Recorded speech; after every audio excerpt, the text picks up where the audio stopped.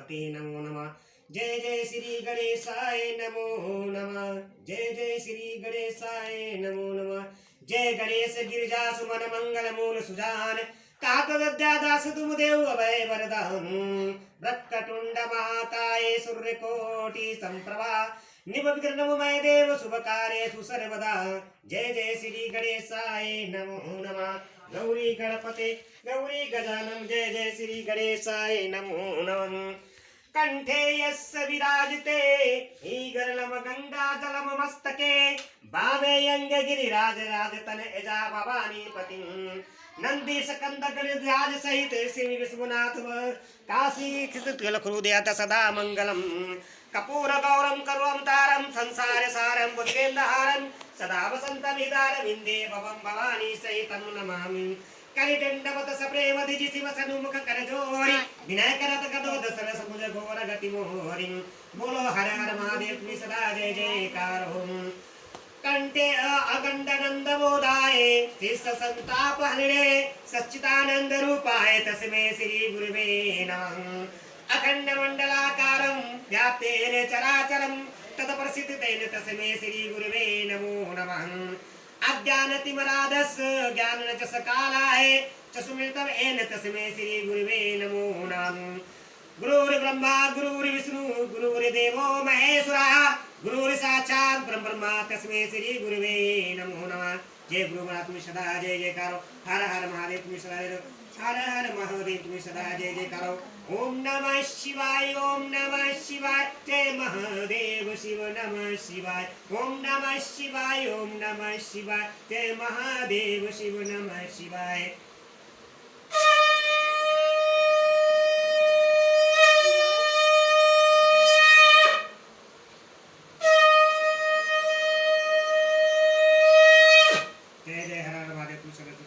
राम राम की लूट है लूट सके तो लूट काले समय पछताएगा जब प्राण जाएंगे छूट। बोलो सिया बल रामचंद्र की जय हो पवन पुत्र हनुमान की जय। श्री गुरु चरण सरोज रज निज मन मुकुर सुधारी वरनहु रघुबल विमल जसु जो दायक फलचारी बुद्धिहीन तनु जानिके सुरहु पवन कुमार बल बुद्धि विद्या देव मोहि हरौ कलेश विकार संकट मोचन महावीर तुम्हारी सदा जय जयकार हो।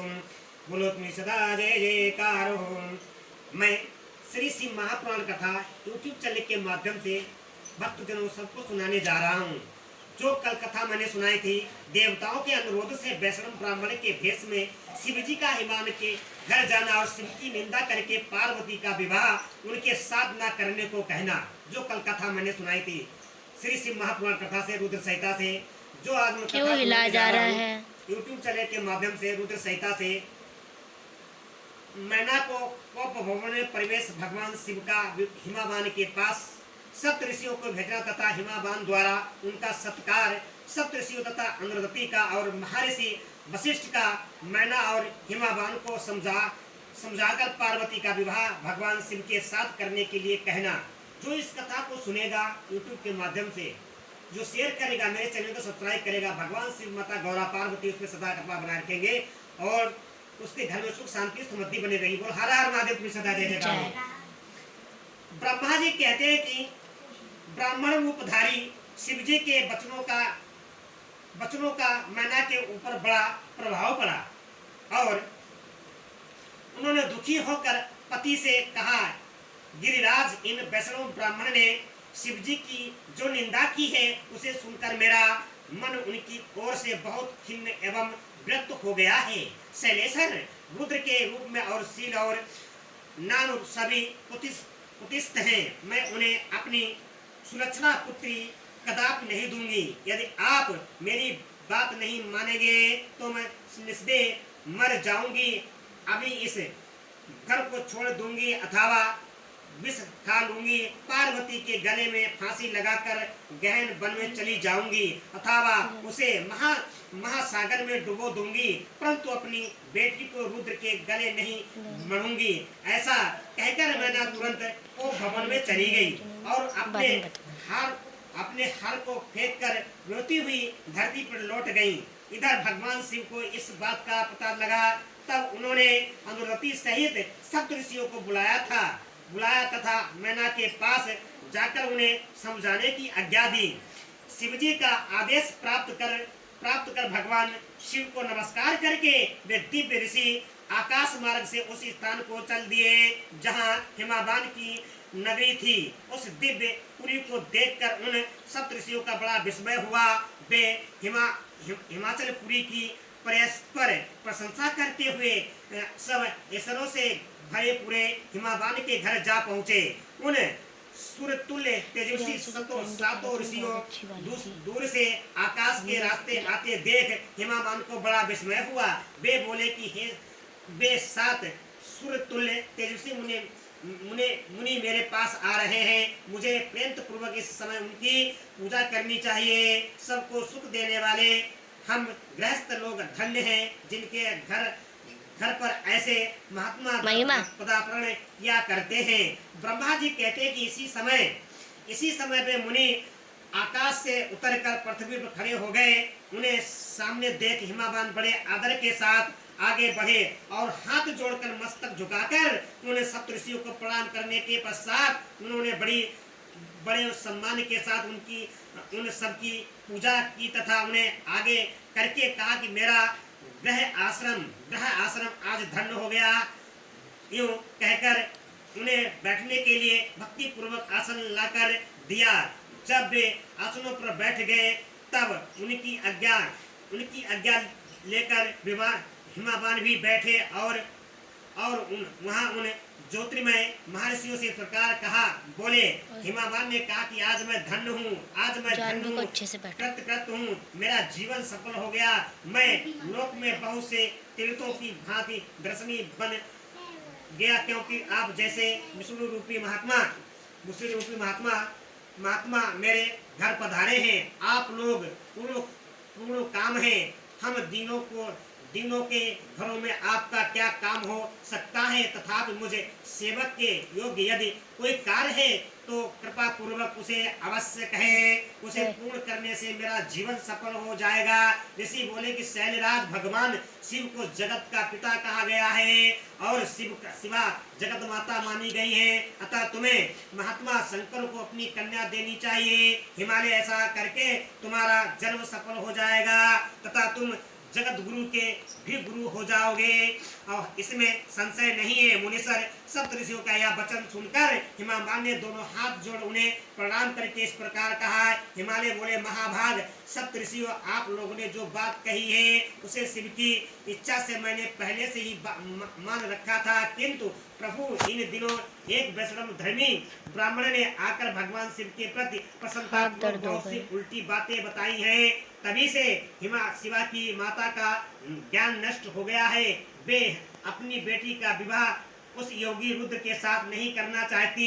ब्राह्मणों वे बड़ा भारी हट करके मैंने कपड़े पहनकर वो भवन में चली गई हैं और समझाने पर भी समझ नहीं रही हैं। मैं भी उस वैष्णव ब्राह्मण की बात सुनकर ज्ञान भ्रष्ट हो गया हूँ। आपसे सच कहता हूँ, भिक्षुक रूपधारी महेश्वर को बेटी देने की मेरी भी अब इच्छा नहीं है। ब्रह्मा जी कहते हैं कि नारद मुनियों के बीच में बैठे हुए शैलराज शिव की माया से मोहित हुए उपयुक्त बात कहकर चुप हो रहे और तब उन सभी सप्तऋषियों ने शिव की माया की प्रशंसा करके मैना के पास अनुरति को भेजा। पति की आज्ञा पाकर ज्ञान दायिनी अनुरति देवी तुरंत उस घर में गई जहां मैना और पार्वती थी। जाकर उन्होंने देखा मैना शोक से व्याकुल होकर पृथ्वी पर पड़ी है। तब उन सदवी देवी ने बड़ी सावधानी के साथ मधुर एवं हितकारी बात कही। अनुरति बोली कि सदवी रानी मैनके उठो, मैं अनुरति तुम्हारे घर आई हूँ तथा दयालु सप्तऋषि भी पधारे हैं। अनुरति का स्वर सुनकर मैना का शीघ्र ही उठ गई और लक्ष्मी जैसी तेजस्वी उन पतिव्रता देवी के चरणों में मस्तक रखकर बोली। मैना ने कहा, आओ हम पुण्य पुण्य जन्मा जीवों को आज यह किस पुण्य का फल प्राप्त हुआ है कि हमारे इस घर में जगत स्रष्टा ब्रह्मा जी की पुत्र वधु और महर्षि वशिष्ठ की पत्नी पधारी है। देवी आप किस लिए आई हैं यह मुझे बताएं। मैं और मेरी पुत्री आपकी दासी के समान है, आप हम पर कृपा कीजिए। मैना का ऐसा कहने पर सदमी अंधुदती ने उनको बहुत अच्छी तरह समझाया बुझाया और उन्हें साथ ले वे प्रसन्नता पूर्वक उस स्थान पर आई जहाँ वे सप्तऋषि विद्यमान थे। सप्तऋषि गण बातचीत में बड़े निपुण थे। उन सबने भगवान शिव के युगल चरण बिंदों का स्मरण करके शैलराज को समझाना आरंभ किया। ऋषि बोले कि शैलेंद्र हमारा शुभकारक वचन सुनो, तुम पार्वती का विवाह शिव के साथ कर दो और सहर करता रुद्र के ससुर हो जाओ। शंभु सर्वेश्वर हैं, वे किसी से याचना नहीं करते। स्वयं ब्रह्मा जी ने तारकासुर के विनाश के लिए एक वीर पुत्र उत्पन्न करने के उद्देश्य को लेकर भगवान शिव से यह प्रार्थना की है कि वे विवाह कर लें। भगवान शंकर तो योगियों के शिरोमणि हैं, वे विवाह के लिए उत्सुक नहीं हैं। केवल ब्रह्मा जी की प्रार्थना से ही भी महादेव तुम्हारी कन्या का ग्रहण करेंगे। तुम्हारी पुत्री ने जब ईश्वर तपस्या की थी उस समय उसके सामने उन्होंने उससे विवाह की प्रतिज्ञा कर ली थी। इन्हीं दो कारणों से वे योगी राज शिव विवाह करेंगे। ऋषियों की यह बात सुनकर हिमालय हंस पड़े और कुछ भयभीत हो विनय पूर्वक बोले। हिमालय ने कहा कि मैं शिव के पास कोई रजोचित सामग्री नहीं देखता हूँ। उनका ना कोई घर है, ना ईश्वर है, ना कोई स्वजन या बंधु बंधव ही है। मैं अत्यंत निर्लिप्त योगी को अपनी बेटी देना नहीं चाहता। आप लोग वेद विधाता ब्रह्मा जी के पुत्र हैं, अतः अपना निश्चित विचार की कहिए। जो भी पिता काम से, मोह से, भय से अथवा लोभ से किसी अयोग वर के हाथ में अपनी कन्या देता है वह मरने के बाद नरक में जाता है। अतः मैं स्वेच्छा से भगवान शूलपणि को अपनी कन्या नहीं दूंगा। इसीलिए महर्षियों जो उचित विधान हो उसे आप लोग कीजिए। मुनीश्वर नारद हिमाचल के इस वचन को सुनकर बातचीत करने में निपुण ऋषि महर्षि वशिष्ठ ने उनसे यूं कहा। वशिष्ठ बोले, शैलेश्वर मेरी बात सुनो, यह सर्वथा तुम्हारे लिए हितकारक, धर्म के अनुकूल, सत्य तथा यहलोक और परलोक में सुखदायक है।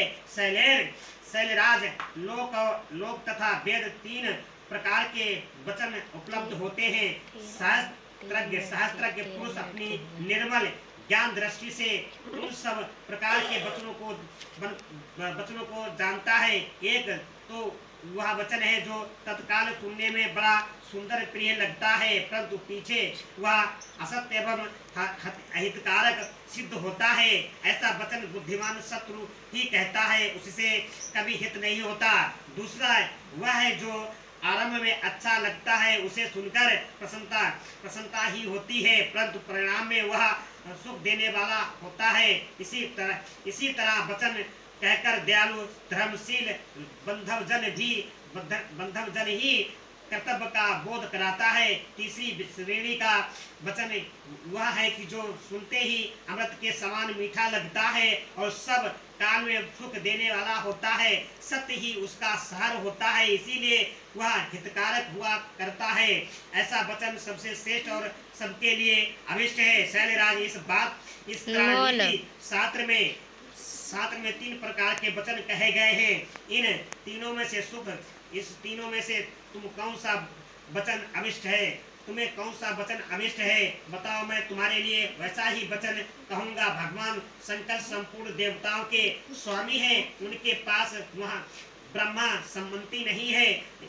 इसका कारण यह है कि उनका चित्त एकमात्र ज्ञान के महासागर में मग्न रहता है। जो ज्ञानानंद स्वरूप है, सबके ईश्वर है। उन्हें जय जय बोलो, हर हमारे पूछा जय जयकार। उन्हें अलौकिक ब्रह्मा वस्तु की क्या इच्छा होगी? गृहस्थ पुरुष राज्य गृहस्थ पुरुष राज सम्मति से शोभित होने वाले वर को अपनी पुत्री देता है, क्योंकि किसी दीन दुखी को कन्या देने से पिता कन्या घाती होता है, उसे कन्या के वध का पाप लगता है। कौन जानता है कि भगवान शंकर दुखी हैं, कुबेर जिनके किकर हैं, जो अपनी भंगी लीला मात्र से संसार की सृष्टि और संहार करने में समर्थ हैं, जिन्हें गुणातीत परमात्मा और प्रकृति से परे परमेश्वर कहा गया है, सृष्टि पालन और संहार करने वाले जिनकी त्रिविध मूर्ति है, ब्रह्मा विष्णु, और इस नाम धारण करती है, हर नाम धारण करती है, उन्हें कौन निर्धन अथवा दुखी कह सकता है। ब्रह्मलोक में निवास करने वाले ब्रह्मा, क्षीर सागर में रहने वाले विष्णु तथा कैलाशवासी हर, ये सब शिव की ही त्रिमूर्तियां हैं। शिव से प्रकट हुई प्रकृति भी अपने अंश से 3 प्रकार की मूर्तियों को धारण करती है। जगत में लीला शक्ति से प्रेरित हो वह अपनी कला से बहुत सा रूप धारण करती है। समस्त बंडमय की अधिष्ठात्री अधिष्ठात्री देवी वाणी उनके मुख से प्रकट हुई है, और सर्व समंत स्वरूपिणी लक्ष्मी बच्चा स्थल से अभिभूत हुई है, तथा शिवा ने देवताओं के एकत्र हुए तेज से अपने को प्रकट किया था, और संपूर्ण दानवों का वध करके देवताओं को स्वर्ग की लक्ष्मी प्रदान की थी। देवी शिवा कालपात्र से कल्पांतर से दक्ष की पत्नी के उदर से जन्म ले सती नाम से प्रसिद्ध हुई, और हर को उन्होंने पति के रूप में प्राप्त किया। दक्ष ने स्वयं ही भगवान शिव को अपनी पुत्री दे दी थी। सती ने पति की निंदा सुनकर योग बल से अपने शरीर को त्याग दिया था। वे ही कल्याणमयी सती अब तुम्हारे वीर और मैना के गर्भ से प्रकट हुई है। शैलराज ए शिवा जन्म में शिव की ही पत्नी होती है। प्रत्येक कल्प में बुद्धि रूपा दुर्गा ज्ञानियों की श्रेष्ठ माता होती है। ये सदा ही सिद्धदायिनी और सिद्ध रूपिणी है। भगवान हर चिता भस्म के रूप में सती के अस्त्र चूर्ण को ही स्वयं प्रेम पूर्वक अपने अंगों में धारण करते हैं। अतः गिरिराज तुम स्वेच्छा से ही अपनी मंगलमयी कन्या को भगवान हरि के हाथ में दे दो। तुम्हें यदि नहीं दोगे तो वह स्वयं प्रीतम के स्थान में चली जाएगी। देवेश्वर शिव तुम्हारी पुत्री का अत्यंत लंकेश देखकर ब्राह्मण के रूप में इसकी तपस्या के स्थान पर आए थे, और इसके साथ विवाह की प्रतिज्ञा करके इसे आश्वासन एवं वर देकर अपने आवास स्थान को लौट गए थे। गिरि पार्वती की प्रार्थना से ही शंभु ने तुम्हारे पास आकर इनके लिए याचना की और तुम्हें दोनों ने शिव भक्ति से मन लगाकर इनकी उस याचना को स्वीकार कर लिया था। गिरीश्वर बताओ फिर किस कारण से तुम्हारी बुद्धि विपरीत हो गई। भगवान शिव ने देवताओं की प्रार्थना से प्रभावित होकर हम सब ऋषियों और अनुदति देवी को भी तुम्हारे पास भेजा है। हम तुम्हें यही शिक्षा देते हैं कि तुम पार्वती को रुद्र के हाथ में दे दो। ये ऐसा करने पर तुम्हें महान आनंद प्राप्त होगा। शैलेंद्र, यदि तुम स्वेच्छा से अपनी बेटी शिवा को शिव के हाथ में नहीं दोगे तो भावी के बल से हर ही इन दोनों का विवाह हो जाएगा। तात भगवान शंकर ने तपस्या में लगी हुई पार्वती को ऐसा वर दिया है कि ईश्वरी की हुई प्रतिज्ञा कभी पलट नहीं सकती। गिरिराज, ईश्वर के बस में रहने वाले समस्त साधु पुरुषों की भी प्रतिज्ञा संसार में किसी के द्वारा उल्लंघन नहीं होना कठिन है। फिर साक्षात ईश्वर की प्रतिज्ञा के लिए तो कहना ही क्या है। बोलो हर हर महादेव, तुम्हें सदा जय जयकार। ओम नमः शिवाय, ओम नमः शिवाय, ओम नमः शिवाय, ओम नमः शिवाय। मैंने जो आज श्री शिव महापुराण कथा रुद्र संहिता से 32-33 अध्याय से जो कथा सुनाई है, सब ऋषियों ने हिमाचल का घर जाकर हिमाचल को समझाया, मैना को समझाया बुझाया पार्वती के विवाह के लिए भोले के जी के साथ। जो इस कथा को सुनेगा, आगे शेयर करेगा, लाइक करेगा, कमेंट करेगा, उसके समस्त कलयुग के समस्त कलयुग के पाप नष्ट हो जाएंगे और घर में सुख शांति समृद्धि बनी रहेगी। बोलो हर हर महादेव की सदा जय जयकार। ओम नमः शिवाय ओम नमः शिवाय ओम नमः शिवाय ओम नमः शिवाय ओम नमः शिवाय ओम नमः शिवाय। जय महादेव शिव नमः शिवाय।